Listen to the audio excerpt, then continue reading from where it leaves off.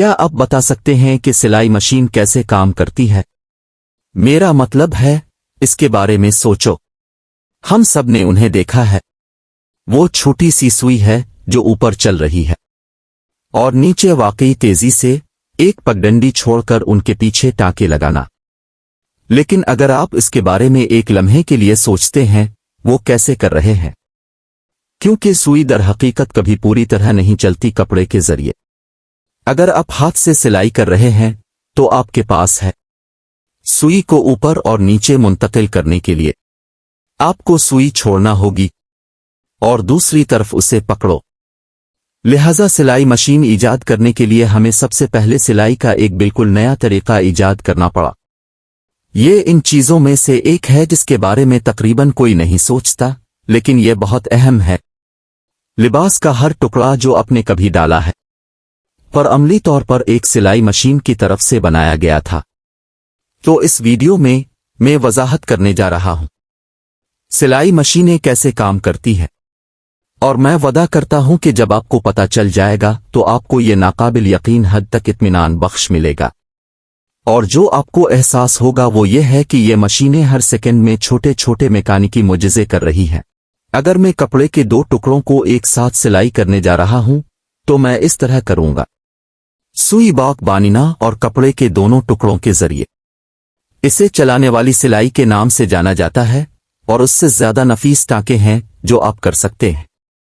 لیکن اگر آپ کسی بھی ہاتھ کی سلائی کو مشینی بنانے کی کوشش کر رہے ہیں تو آپ کو ایک بڑی پریشانی کا سامنا کرنا پڑتا ہے، جو کہ جب بھی آپ سوئی سے گزرتے ہیں تانے بانے کے ذریعے آپ کو اسے ایک طرف چھوڑنا ہوگا اور دوسری طرف سے دوبارہ اٹھانا ہوگا۔ کم از کم 200 سال پہلے کی مشین کے لیے ایسا کرنا تقریباً ناممکن ہے۔ لہذا سلائی مشین ایجاد کرنے کے لیے ہمیں سب سے پہلے سلائی کا بالکل نیا طریقہ تلاش کرنے کی ضرورت تھی، اور یہ 3 کامیابیوں میں آیا۔ ڈرامائی موسیقی سوئی انسان ہزاروں سالوں سے کپڑے سلائی کر رہا ہے۔ 2016 میں محققین کو سائبیریا کے ایک غار میں ایک سوئی ملی جو تقریباً 50,000 سال پہلے کی ہے۔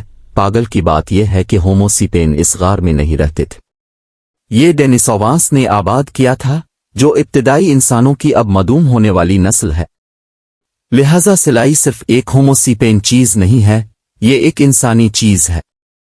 سوئی ہڈی سے بنی ہے، لیکن دوسرے حوالے سے یہ کسی بھی جدید سوئی کی طرح لگتا ہے، ایک تیز سرے کو تانے بانے میں چھید اور دھاگے کے لیے دوسرے سرے پر ایک آنکھ۔ دسیوں ہزار سالوں سے سوئیاں بنیادی طور پر غیر تبدیل شدہ ہیں۔ فرانس، قدیم مصر، یونان، ہندوستان، چین اور جاپان کے غاروں کے نمونے ایک جیسے نظر آتے ہیں، یعنی 1755 تک۔ چارلس فریڈرک ویسنتھل ایک تھا، انگلستان میں رہنے والا جرمن موجد۔ ہمیں قطعی طور پر یقین نہیں ہے کہ اس کی حوصلہ افزائی کس چیز نے کی۔ کچھ کا خیال ہے کہ وہ سلائی مشین ایجاد کرنے کی کوشش کر رہا تھا، لیکن شاید وہ ہر سلائی پر 2 بار سوئی پھیرتے ہوئے تھک گیا تھا۔ لیکن اس نے جو بنایا وہ ایک سوئی تھی جو دونوں طرف سے تیز تھی، اس لیے اب سوئی کو بغیر پلٹائی کپڑے میں سے آگے پیچھے کر سکتے تھے۔ اس نے اپنی ایجاد کو پیٹنٹ کروایا، کپڑوں کو سجانے کے لیے ایک سوئی جس نے شاید سلائی میں تھوڑا سا اضافہ کیا ہو۔ لیکن 2 طرفہ سوئی نے آج تک تمام سلائی مشینوں میں استعمال ہونے والا غیر متوقع فائدہ پہنچایا۔ اس نے سوئی کی آنکھ کو تیز نوک کے پاس منتقل کیا۔ لیکن یہ کیسے مدد کرتا ہے؟ جب میں سوئی کو کپڑے میں ڈالتا ہوں تو دھاگا کپڑے کے نیچے چلا جاتا ہے، لیکن جب میں اسے باہر نکالتا ہوں تو دھاگا بھی باہر نکل جاتا ہے۔ تو ایسا لگتا ہے کہ ہم نے کچھ حاصل نہیں کیا۔ ہمیں دھاگے کو الجھانے کا راستہ تلاش کرنے کی ضرورت ہے جب یہ سلائی کے نچلے حصے میں ہو، تاکہ اسے باہر نکلنے سے روکا جا سکے۔ اور خوش قسمتی سے ایسا کرنے کے 2 طریقے ہیں۔ اگر آپ کپڑے کے نیچے دھاگے کا ایک لوپ رکھ سکتے ہیں، جیسا کہ میں سوئی کو باہر نکالتا ہوں تو ٹھیک ہے، میں فیبرک کو اوپر لے جا سکتا ہوں اور اس سوئی کو لوپ میں سے گزر سکتا ہوں، ایک چھوٹا سا لنک بنتا ہے۔ اور اگر میں دوبارہ ایسا کرتا ہوں تو میں ایک سلسلہ بنا سکتا ہوں۔ ان ٹانکے کے اسی لیے اسے زنجیر کی سلائی کے نام سے جانا جاتا ہے۔ زنجیر کی سلائی پہلی سلائیوں میں سے ایک تھی جسے سلائی مشینوں نے کامیابی کے ساتھ انجام دیا تھا۔ یہ کہنا واقعی مشکل ہے کہ پہلی سلائی مشین کس نے ایجاد کی۔ بس اتنے ہی لوگ کام کر رہے تھے ایک ہی وقت میں مسئلہ پر، اور بہت سے مسابقتی دعوے ہیں۔ 1790 میں تھامس سینٹ نے سلائی مشین کے ڈیزائن کے لیے تفصیلی پیٹنٹ ڈرائنگ بنائی، لیکن اس بات کا کوئی ثبوت نہیں ہے کہ اس نے کبھی کوئی پروٹوٹائپ بنایا ہو۔ 1814 میں جوزف میڈر سپریگر کو ویانا میں پیٹنٹ دیا گیا۔ اسے مشین بنانے میں 1 دہائی لگ گئی، لیکن اس نے اسے کبھی تجارتی نہیں کیا۔ اس نے اپنی باقی زندگی ڈیزائن کو مکمل کرنے کی کوشش میں گزاری۔ 1830 میں فرانسیسی بارٹلامی نے اپنا ورژن بنایا۔ اس نے 12 سوئی کے ساتھ ایک زنجیر کی سلائی بنائی۔ اسے پیٹنٹ دیا گیا اور اس نے اپنی 80 مشینوں کے ساتھ ملبوسات کی فیکٹری قائم کی۔ وہاں انہوں نے یونیفارم تیار کرنا شروع کیا فرانسیسی فوج کے لیے، لیکن اس ایجاد نے ہنگامہ برپا کر دیا۔ 200 مشتعل درزیوں کے ہجوم نے اس کی فیکٹری میں توڑ پھوڑ کی اور اس کی تمام مشینیں تباہ کر دیں۔ سلائی مشینوں کے تجارتی اعتبار سے قابل اعتبار ہونے میں مزید چند دہائیاں لگیں۔ چین سلائی مشین بنانے کے 2 انتہائی قابل اعتماد طریقے 1857 میں تقریباً ایک ہی وقت میں ایجاد ہوئے تھے، جب جیمز گبز اور چارلز ریمانڈ نے اپنے متعلقہ پیٹنٹ حاصل کیے تھے۔ ماڈل میں دھاگے کے لوپ کو پکڑنا میرے لیے کافی آسان تھا، لیکن یہ قابل اعتماد اور بار بار کرنے کے لیے مشین کو ڈیزائن کرنا زیادہ مشکل ہے۔ چارلز ریمانڈ کے ڈیزائن میں ہک کا استعمال کیا گیا تھا۔ سوئی کپڑے کو پنکچر کرتی ہے اور دھاگے کو اپنے ساتھ لے جاتی ہے۔ پھر جیسے جیسے سوئی اوپر جاتی ہے، آنکھ اور کپڑے کے درمیان کا دھاگا چھوٹا ہو جاتا ہے، اور بک سے دھاگے کا تھوڑا سا بلج بناتے ہیں۔ بالکل اسی لمحے تیز ہک بلج کو پکڑتا ہے، اسے ایک لوپ میں پھیلا دیتا ہے، اور جیسے ہی سوئی واپس نیچے آتی ہے، ہک پیچھے کی طرف جاتا ہے اور سوئی لوپ سے گزر جاتی ہے۔ سوئی پورے راستے سے نیچے آتی ہے اور پھر جیسے ہی یہ واپس اوپر جاتی ہے، آنکھ اور تانے بانے کے درمیان کا دھاگا پھر سے بکھر جاتا ہے۔ ہک اس بلج کو پکڑتا ہے اور سوئی کو ایک بار پھر سے گزرنے کے لیے ایک لوپ میں کھینچتا ہے۔ گمبس کا بھی ایسا ہی ڈیزائن تھا، لیکن ہک گھوم رہا تھا۔ چنانچہ جیسے ہی سوئی نیچے کرتی ہے، ہک دھاگے کو پکڑ لیتا ہے، گھومنے والا ہک ادھر ادھر گھومتا ہے، پہلا لوپ جاری ہوتا ہے اور پھر ہک دوسرے لوپ کو پکڑ لیتا ہے۔ اس ناقابل یقین لوپر کی شکل کو بالکل ٹھیک حاصل کرنے کے لیے گمبس کو 37 پروٹوٹائپس لگے، تمام تر لکڑی سے باہر تراشی گئی، اور پھر وہی شکل 80 سال تک سلائی مشینوں کے 80 سے زیادہ ماڈلز پر استعمال ہوتی رہی۔ لوپر کو دھات کے ٹکڑوں نے اتنا مضبوطی سے پکڑا ہوا تھا کہ وہ باہر نہیں گرتا تھا، لیکن دھاگے کے چاروں طرف سے گزرنے کے لیے کافی وقفہ تھا۔ وضاحت کے لیے ہم یہاں ایک آسان ماڈل دکھا رہے ہیں، لیکن زنجیر کی سلائی بنانے کے اس آسان طریقے میں ایک خامی ہے۔ اگر دھاگا ڈھیلا ہو جائے تو آپ آسانی سے تمام سلائیوں کو نکال سکتے ہیں۔ یہ قابل ذکر ہے کہ دھاگا کتنی جلدی اور آسانی سے نکالا جاتا ہے، کیونکہ کپڑے کے ساتھ بمشکل کوئی رگڑ ہوتا ہے۔ ہر سلائی کو جگہ پر رکھنے والا واحد رگڑ پچھلی سلائی کا لوپ ہے، تو ایک بار جب ایک چلا جاتا ہے، وہ سب ایک زنجیر میں چلے جاتے ہیں۔ اس لیے لوگوں نے زنجیر کے زیادہ پیچیدہ ٹانکے تیار کیے، جو زیادہ دھاگے کا استعمال کرتے ہیں اور زیادہ مضبوط ہوتے ہیں۔ آپ کو ممکنہ طور پر اپنی جینز کے ہیم کو ایک ساتھ پکڑے ہوئے زنجیر کے ٹانکے ملیں گے۔ آپ خوبصورت نمونوں کی کڑھائی بھی کر سکتے ہیں زنجیر سلائی کے ساتھ۔ اس قسم کی کوئی بھی چیز جس میں آرائشی ٹانکے ہوتے تھے وہ اصل میں استعمال ہوتا تھا، لیکن پھر یہ ہر قسم کے خطوط اور پھولوں کے لیے استعمال ہونے لگا۔ اب جمناسٹک کر رہے ہیں، اگر میں اسے اس سمت محسوس کرتا ہوں تو میرا اگلا راستہ کہاں ہوگا؟ آپ اپنے اب سے آگے سوچنے کی کوشش کر رہے ہیں، اور مجھے لگتا ہے جیسے جیسے اب زنجیروں کے ساتھ بھی زیادہ ہنرمند ہو جاتے ہیں، اسی جگہ سے آپ کا کام بہت زیادہ بہتر نظر آنے لگتا۔ سلائی مشین کی گڑگڑاہٹ لاک سلائی زنجیر کی سلائی کے علاوہ دھاگے کو محفوظ کرنے کا ایک بالکل مختلف طریقہ ہے، اور ایمانداری سے یہ باصلاحیت کی قسم ہے۔ اس کے لیے صرف دھاگے کے 2 الگ الگ سپولز کی ضرورت ہے۔ اب دھاگے کے اس سپول کو بوبن کہتے ہیں۔ تو یہاں یہ ہے کہ یہ کیسے کام کرتا ہے۔ سوئی پورے راستے میں کپڑے کے 2 ٹکڑوں میں سے گزرتی ہے، اور پھر اب دھاگے کے دوسرے اسپول کو اوپر والے اسپول میں ایک لوپ سے پوری طرح سے گزرتے ہیں، और फिर सुई को वापस ऊपर ले आते हैं, इजाफी को खींचते हैं और जो हमने किया है वो आपस में जड़ा हुआ है। धागे के ये दो टुकड़े, इसीलिए इसे ताले की सिलाई के नाम से जाना जाता है। 1846 में इलियास होवे ने इसे पेटेंट करवाया और अपनी नई तख्लीक को फरोग देने के लिए इसने और उसकी सिलाई मशीन बमुकाबला 5 सीमिस स्ट्रेस का लाइव सिलाई का मुजाहरा किया। हाउ की मशीन ने काम किया, लेकिन यह खूबसूरत नहीं था। मशीन ने एक खमीदा सुई का इस्तेमाल किया, कपड़ा अमूदी तौर पर लटका हुआ था और यह सिर्फ एक सीधी लाइन में टांके बना सकती थी। 5 साल बाद एलन बी विल्सन ने ड्रामाई तौर पर लाख सिलाई मशीन को 2 पेटेंट हासिल करने में बेहतरी लाई, एक 1850 में और एक 1851 में। पहला पेटेंट हिलने वाली शटल लाख सिलाई मशीन के लिए था। अगरचे इसे हिलती हुई शटल कहा जाता है, यह दरअसल आगे पीछे घूमता है और उसके अंदर धागे का एक छोटा सा बोबन होता है।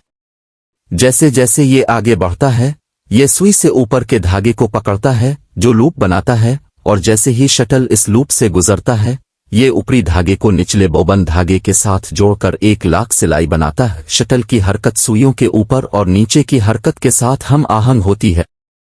शटल को धात के टुकड़ों से इतनी मजबूती से धकेल दिया गया था कि वो बाहर नहीं गिरता था, लेकिन शटल के अर्ध गिर्द धागे के गुजरने के लिए काफी वक्फा था।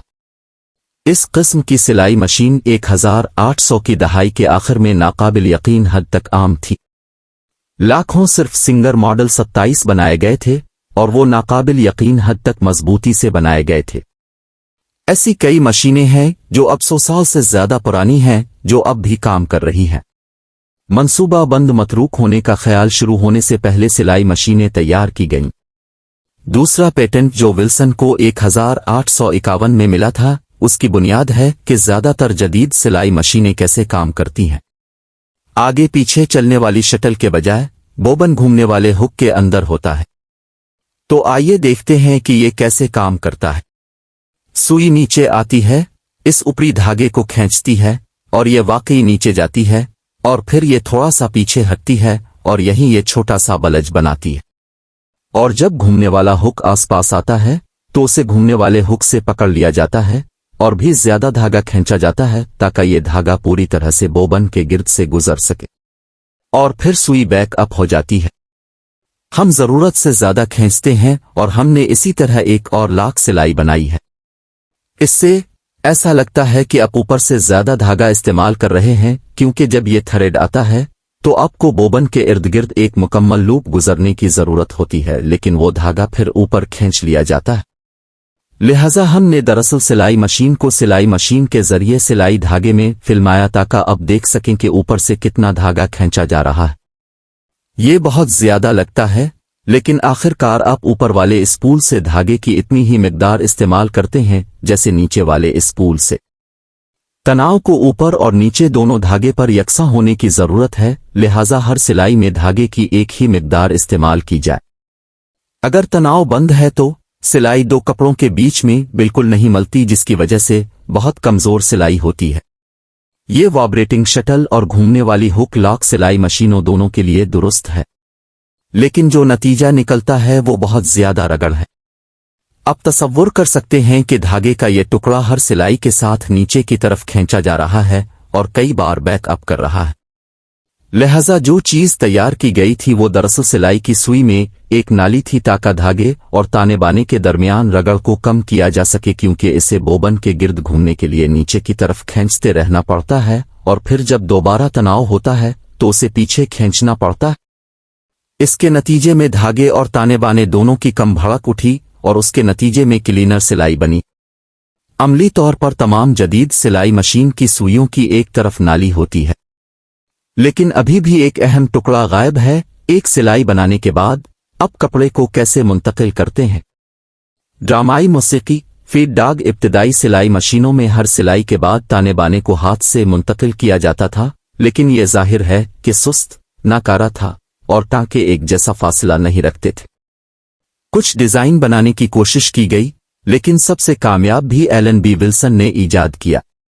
उसका ख्याल धात का एक छोटा टुकड़ा था, पांव जो ताने बाने पर दबाएगा। जब सुई कपड़े में नहीं होती है तो धात का एक छोटा टुकड़ा जिसमें नाली होती है नीचे से ऊपर की तरफ धकेलती है।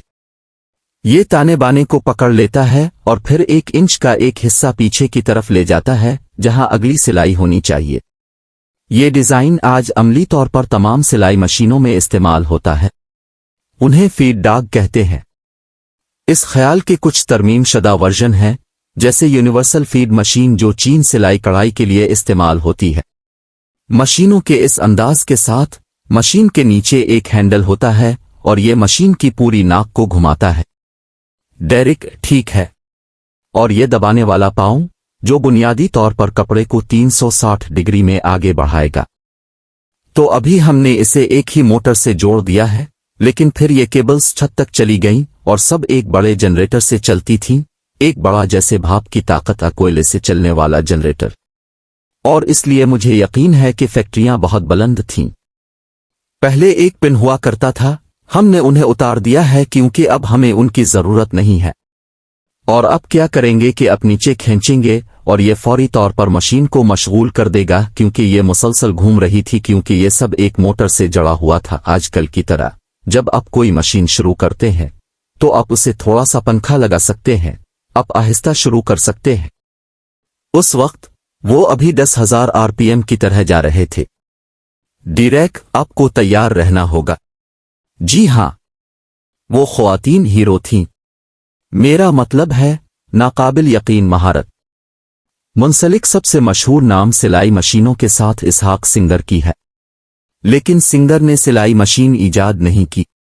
वो एक होशियार ताजिर था जो मुख्तलिफ हिस्सों के पेटेंट खरीदता था और उस पर अपनी कंपनी बनाता था। काबिल तबादला हिस्सों से मुतासिर होकर जो उसने आतिशी असलहे की तैयारी में देखा, इसने पैदावारी अमल को बेहतर बनाया और उसकी कंपनी सिलाई मशीनों की कीमत $100 से कम करके तकरीबन $10 तक ले गए। ये 2023 की शराइत में सिर्फ $300 से ज्यादा है। इस कम कीमत का मतलब ये था कि वो कारपोरेशनों के बजाय खानदानों को मशीनें बेच सकता है। सिंगर का कारोबार दुनिया में सबसे अव्वलीन कारोबारों में से एक था जिसने किस्तों की अदायगी का मंसूबा पेश किया था, जिससे खरीदार को पूरी लागत पहले से अदा करने के बजाय इसे चंद महीनों में अदा करने की इजाजत मिलती थी। गुलूकार दुनिया की सबसे बड़ी कारपोरेशंस में से एक और पहली अमरीकी मल्टीनेशनल कंपनी बन गई। सिलाई मशीनों की आमद से पहले एक कमीज को सिलाई करने में 12 घंटे लगते थे। अब इसमें 30 मिनट से भी कम वक्त लगता है। 1900 में औसत अमरीकी खानदान ने अपनी कल आमदनी का तकरीबन 15% कपड़ों पर खर्च किया। 2003 में ये 4% से भी कम था, लेकिन कम खर्च करने के बावजूद हम ज्यादा कपड़ों के मालिक हैं। 2019 में दुनिया भर में 130 से ज्यादा मिल्कियती कपड़ों की औसत तादाद थी। हर साल 100 अरब कपड़े तैयार होते हैं और सिर्फ अमेरिका में 11.3 मिलियन टन कपड़े लैंडफिल में खत्म होते हैं। ये हर मर्द, औरत और बच्चे के लिए तकरीबन 35 किलोग्राम लिबास है जो हर साल फेंक दिया जाता है। लेकिन क्या हम सिलाई मशीनों को कसूरवार ठहराएं? सिलाई मशीन शानदार है। दर्जनों लोगों ने ईजाद किया, इस पर इयादा किया और बेहतर किया। उन्होंने वाकई दुनिया में इनकलाब बर्पा कर दिया है। वीडियो पसंद आई हो तो वीडियो को लाइक जरूर कर दें। ऐसी इंटरेस्टिंग वीडियोस देखने के लिए इस चैनल को सब्सक्राइब कर लें और बेल आइकन पर भी हिट कर दें ताकि इस चैनल की वीडियोस के नोटिफिकेशंस आपको मिलते रहें। अपना बहुत ज्यादा ख्याल रखें। अल्लाह हाफिज।